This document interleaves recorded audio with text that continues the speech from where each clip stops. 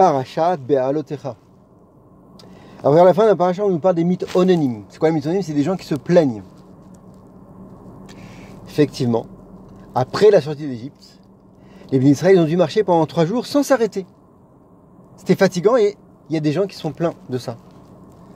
Or, Rashi sur place, il explique qu'Hachem il a fait ça, les Tovatam. C'était pour leur bien. Tellement il était pressé de le faire rentrer en Eretz Israël, qu'il les a fait marcher pendant 3 jours sans s'arrêter, c'est tout. Le moussard pour nous, il est évident, c'est que parfois, on rencontre dans la vie des difficultés. Si on veut les surmonter, il faut être conscient que ça vient de là-haut. C'est pour notre bien. Kol Maï David Rahman al David, tout ce que Hachem fait, c'est pour notre bien. Simplement, il faut lui faire confiance et être patient. Alors, je te propose 2 histoires pour illustrer ça. Première histoire, c'est d'une personne qui avait besoin d'un prêt de 3000 shekels. Alors, il se tourne vers une de ses connaissances qui lui refuse. Après, il va au kollel, c'est un avrer kollel. Il étudie. Et il fait une pause. Pendant sa pause, il demande à un des responsables du kollel de lui prêter 3000 shekels à nouveau.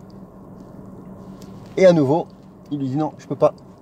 Cette personne aussi, elle peut pas. Or, dans cette yeshiva, il y avait des caméras qui étaient contrôlées par un donateur américain qui voyait tout ce qui se passait dans la yeshiva. Et pour une raison inconnue, ce donateur prend son téléphone et demande au responsable du kollel comment ça se fait que un tel t'a adressé la parole. Et il lui répond, ben voilà, c'est parce qu'il m'a demandé un prêt et j'avais pas. Le donateur, il a eu de la peine. Et il lui a dit, tu sais quoi, prends les clés de mon coffre-fort, récupère 10 000 shekels et donne-les à cette personne. Wow, il était tout content. Non seulement il n'a pas eu besoin d'un prêt, mais en plus il a eu un don de 10 000 shekels. Il rappelle la première personne et il lui dit merci beaucoup d'avoir refusé mon don, mon prêt, parce que grâce à toi, j'ai eu un don de 10 000 shekels. Voilà, une histoire qui illustre Kol Maï David Rahmana et David. Une deuxième histoire, celle d'une personne qui voulait organiser des Sheva Brachot pendant Shabbat à Yerushalayim pour sa fille. Il contacte un traiteur, il convient d'un rendez-vous et il dit voilà, tu arrives vendredi, tu prépares tout. Le vendredi arrivé, le traiteur arrive dans la salle. Or, dans ce bâtiment, il y avait une grande salle tout en haut, 3e étage, et une tout petite tout en bas, au rez-de-chaussée, dans laquelle on pouvait aussi organiser des fêtes.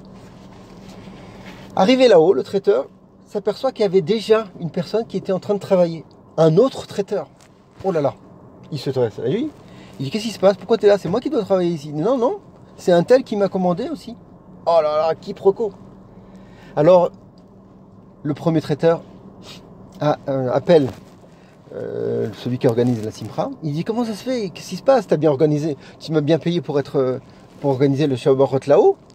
Il dit oui, oui, bien sûr. Oh là là, il y a un quiproquo parce qu'il y a quelqu'un d'autre qui est là-bas. Alors il lui dit ne t'inquiète pas, c'est pas grave.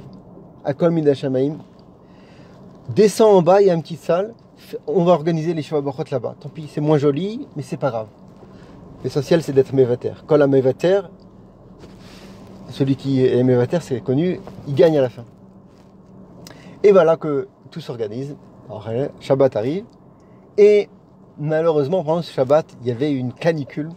Et à Yerushalayim, c'était la semaine dernière, il y a eu des coupures d'électricité dans tous les quartiers de Yerushalayim. Et en particulier au 3e étage de ce bâtiment-là. Et ils ont fait les Sheva Brachot, les 3 repas, dans la chaleur torride, sans mazgan, et ils ont mangé froid. Bon, ils ont organisé autre part, mais voilà. Alors qu'en bas, il y avait le générateur, et ils ont pu manger avec l'électricité, chaud, dans le mazgan, et tout s'est bien passé. Alors encore une histoire qui illustre comment il ne faut pas protester, il ne faut pas se plaindre, être conscient que Hachem ne veut que du bien. On va terminer avec encore un machal très beau, je crois que j'ai déjà dit une fois, mais il est très beau, je le répète, c'est l'histoire d'un paysan qui connaît pas du tout la ville. Il arrive dans une ville, à un carrefour où il y a un feu, et tous les gens, ils s'arrêtent, toutes les voitures s'arrêtent quand le feu, il est rouge, et d'un autre côté, en perpendiculaire, toutes les autres voitures, ils s'arrêtent, ils continuent à rouler parce que c'est vert. Il dit, oh c'est impressionnant, tous les gens ils sont bien rangés, ils se disputent pas, il y en a qui s'arrêtent et après il y en a qui continuent, oh là là. Jusqu'à ce qu'il s'intéresse à la question, il pose la question à un des conducteurs, et il dit comment ça se fait que c'est comme ça? Il dit mais dis-moi, t'es pas normal toi. Voilà, regarde, il y a le feu là-haut. Quand c'est rouge, on s'arrête. Quand c'est vert, on continue. Wow. Alors le machin, hein, il est évident, c'est que des fois on doit s'arrêter dans la vie, on a des difficultés.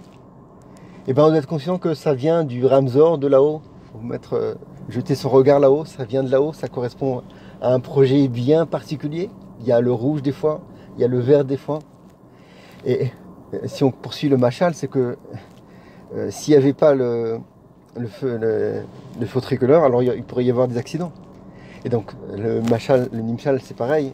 L'allusion, c'est pour nous dire que des fois Hachem nous envoie des difficultés, il nous arrête dans notre vie avec des difficultés, mais c'est pour éviter d'autres difficultés, des fois plus grandes. Et le moussard, donc, être conscient que tout vient de là-haut, qu'Hachem il veut notre bien. Simplement, il faut être patient au feu rouge. À la fin, le feu il passe au vert, que pour notre bien. Shabbat Shalom.